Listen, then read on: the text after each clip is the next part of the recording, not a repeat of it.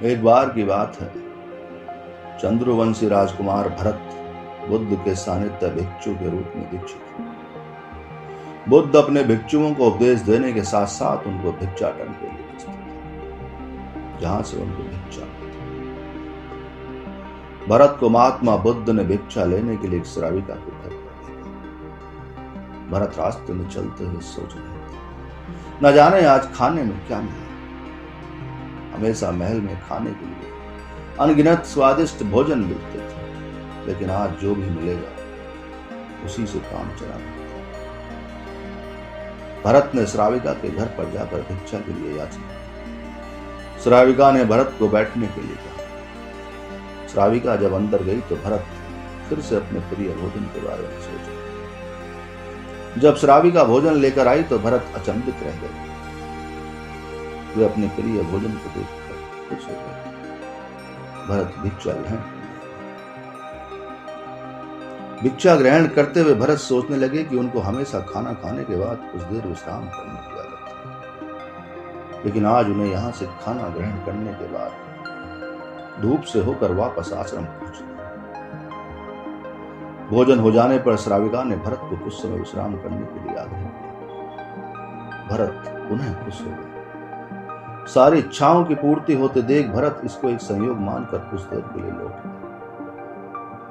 लेटते हुए भरत सोचने लगे, आज तो सोने को मिल गया, लेकिन मेरे सर पर हमेशा के लिए छत का साया तो मिट गया।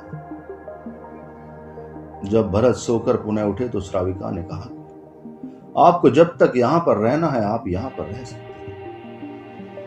अब भरत समझ गए कि यह कोई संयोग नहीं है, श्राविका जरूर मेरा मन पढ़ रही है। भरत खड़े हुए। उन्होंने श्राविका से पूछा, मुझे क्षमा कीजिए, पर क्या आप मेरा मन पढ़ सकती हैं? आप ये सब कैसे कर लेती हैं? श्राविका ने कहा, शुरू में मेरे लिए कठिन था, लेकिन मैंने खुद के विचारों को देखना शुरू किया। शुरू में मेरे विचारों की संख्या अनगिनत थी, पर मैंने अपना पूरा ध्यान उन विचारों पर केंद्रित किया। मैंने बिना पक्ष विपक्ष के अपने विचारों को देखना जारी रखा।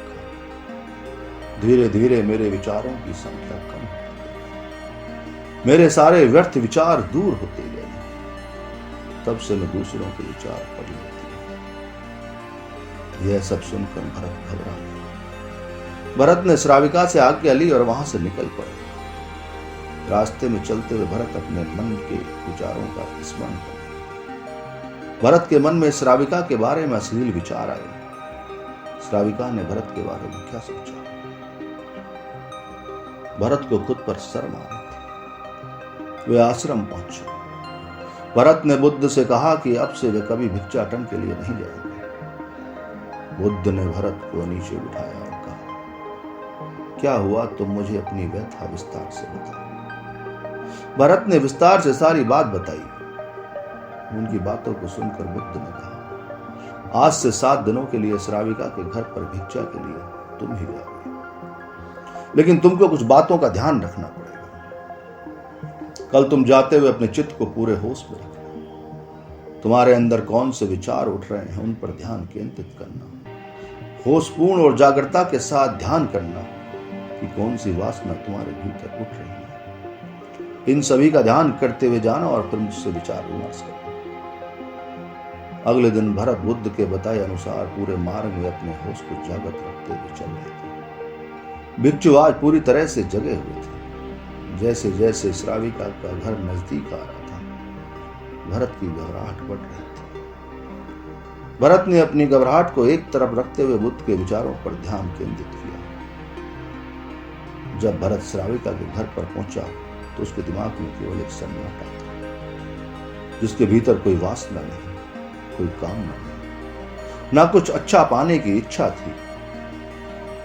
भिक्षु भरत ने भिक्षा ली, ग्रहण की और वहां से वापस निकले। आज भरत रास्ते में नाचते हुए आया। आज उसको जिस आनंद की अनुभूति हुई वह अद्भुत थी। आज से पहले इस आनंद को उसने कभी महसूस नहीं किया। भरत ने आश्रम में जाकर बुद्ध को प्रणाम